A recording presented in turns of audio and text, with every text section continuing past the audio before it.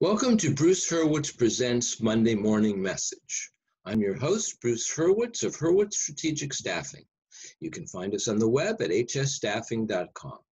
I hope you will consider us for all your staffing, career counseling, and speech writing needs. Today's program is on the 7 steps employers can take to protect themselves from unscrupulous recruiters. Monday Morning Message is sponsored by P&K CPAs. P&K is a full-service accounting firm. They provide accounting and consulting services to businesses ranging from startups to small and mid-cap companies to nonprofits, as well as high net worth individuals.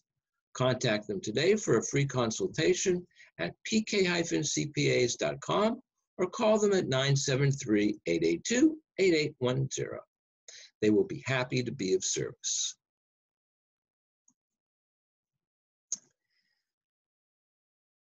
This video is based on an article which I published on LinkedIn.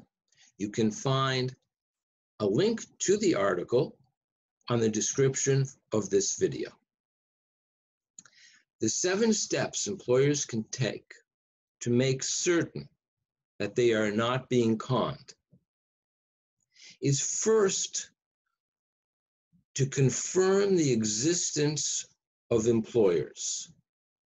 Look at the applicant's resume, see not just where they worked, the name of the employer, but also the state. If the city and state are missing, that may be an indication that something's not 100% right.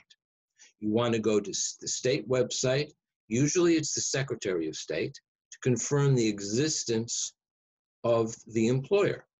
After all, anybody can create a website. Anyone can have a phone number on that website, and anyone can get a friend to answer that cell phone, and that's what it will be, as though they are the receptionist for that company. So double check that the company actually exists. Second, ask for clarifications about statements made on the resume. There are plenty of recruiters who will fudge statements of accomplishments. They will exaggerate. For example, an applicant can claim to be a published author. What does published mean? I have 2 books that were published traditionally. I have 4 books that I self-published. I don't consider those published. I consider those to have been printed. I paid to have them printed. The fact that 3 of them are Amazon bestsellers is irrelevant. That doesn't mean they're good books. That just means that I know how to market the book on Amazon to make it a bestseller. An academic article is published. So if they wrote a published article or an article in an academic journal, they're a published author. But would you consider a letter to the editor being the same as having a published work? So you have to decide what you consider to be published. Many applicants will state that they're award-winning, but there's no section on the resume to describe or to list the awards. So what are the awards and who gave them? Sometimes it can be something very silly. The example that I give is that I'm an award-winning athlete. The sport was bowling. The trophy was for perfect attendance, but that still makes me an award-winning athlete. It's nonsense. I would never include it on a resume, but I use it here as an example. Plenty of people say they're recognized experts. Well, who recognized them? Do they have media citations? If so, ask for a list. And if they say they were on television, there are many people on LinkedIn who on their LinkedIn profile photo have a tile that says as seen on and then ABC, NBC, CBS, and Fox. Well, they weren't really on television. They were mentioned on the affiliate websites in a silly little article about professionals of the week, something they paid for. There's a big difference between that and having actually been on television. So ask to see the videos. They should have them. They should have proof. Ask for verification. Third, check references. Don't rely on LinkedIn references. I can't begin to tell you how many times I found them to be phony. You also don't want letters of recommendation. You want to speak to people because you want to listen to their tone of voice. What they say is not always that important. It's how they say it. Bruce's Monday morning message this week was magnificent. Bruce's Monday morning message this week was magnificent. Same words, different tone of voice, different meaning. Contact the Human Resources Department at all employers to confirm that the person actually worked there, what their title was, and their salary range. Because some recruiters will have candidates change their titles.